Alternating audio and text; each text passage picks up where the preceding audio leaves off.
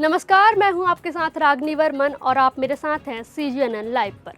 हम बात कर रहे हैं छत्तीसगढ़ में सहायक शिक्षकों की नौकरी पर आए संकट की। छत्तीसगढ़ में 2897 सहायक शिक्षकों की नौकरी पर गंभीर संकट मंडरा रहा है। 2018 में NCTE यानी राष्ट्रीय अध्यापक शिक्षक परिषद के नियमों के तहत भर्ती हुए ये शिक्षक अब सुप्रीम कोर्ट के हालिया फैसले के बाद अयोग्य घोषित कर दिए गए हैं। इसके चलते राज्य सरकार ने इन शिक्षकों को बर्खास्त करने का आदेश जारी कर दिया है। सरकार का यह कदम छत्तीसगढ़ हाईकोर्ट के निर्देशों के तहत उठाया गया है। सुप्रीम कोर्ट ने हमें अयोग्य करार दिया है। हम बार बार सरकार से अपील कर रहे हैं कि हमारे भविष्य को सुरक्षित करने के लिए कोई समाधान निकाले। हालांकि सरकार ने एक समिति का गठन किया है, लेकिन उसकी कोई समय सीमा तय नहीं है। हमें नहीं पता कि यह समिति हमारे पक्ष में कोई फैसला करेगी या नहीं। यश कुमार ने बताया कि उन्होंने सरकार का ध्यान आकर्षित करने के लिए दंडवत यात्रा निकाली। यह दुखद है कि शिक्षकों को सड़क पर दंडवत होकर अपनी नौकरी के लिए अनुनय करना पड़ रहा है। जिन बच्चों को हमने पढ़ाया वह हमें इस स्थिति में देख रहे हैं। मेरा 5 साल का बेटा समझता है कि उसके पापा शिक्षक है, लेकिन अब मेरी नौकरी चली गई है। यह पूरे शिक्षा जगत के लिए एक बड़ा संकट है।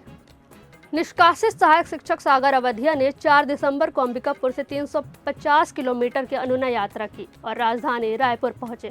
उन्होंने कहा, हम 19 दिसंबर से धरना स्थल पर डटे हुए हैं। मंदिर, मस्जिद, गुरुद्वारा और चर्च में प्रार्थना की, सामूहिक मुंडन और जल समाधि जैसे प्रयास किए। भूख हड़ताल के कारण हमारे 7 से 8 साथियों की तबीयत बिगड़ चुकी है, लेकिन अब तक सरकार का कोई प्रतिनिधि हमारी स्थिति जानने नहीं आया है। प्रदर्शन करते हुए 1 महीना बीत चुका है। नए साल के मौके पर उन्हें टर्मिनेशन लेटर बाय पोस्ट भेजा गया। उन्होंने कहा, यह हमारे लिए बेहद दुखद और अपमानजनक है।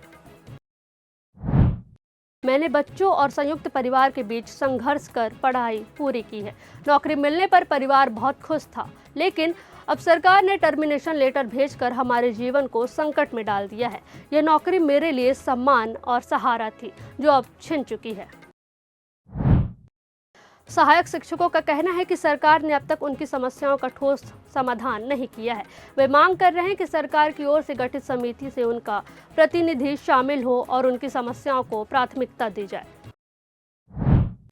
हम पढ़े लिखे और BEd डिग्रीधारी लोग हैं। 1.5 साल तक सरकारी स्कूलों में सेवाएं दी हैं, लेकिन अगर नियम बदलकर नौकरी से निकाल दिया जाएगा तो सरकारी नौकरी का भरोसा खत्म हो जाएगा। कई शिक्षक दूसरी नौकरी छोड़कर यहां आए थे। अब उनकी उम्र भी सरकारी नौकरी के लिए पार हो चुकी है। यह हमारे साथ न्याय नहीं है। शिक्षकों के प्रदर्शन और अपीलों के बावजूद सरकार की ओर से अब तक कोई ठोस कदम नहीं उठाया गया है। सवाल यह है कि सरकार इन शिक्षकों के भविष्य को सुरक्षित करने के लिए कोई ठोस नीति बनाएगी या शिक्षक इसी तरह संघर्ष करते रहेंगे। सहायक शिक्षकों की यह लड़ाई केवल उनकी व्यक्तिगत समस्या नहीं है, बल्कि यह पूरे शिक्षा जगत के लिए एक गंभीर सवाल खड़ा करती है।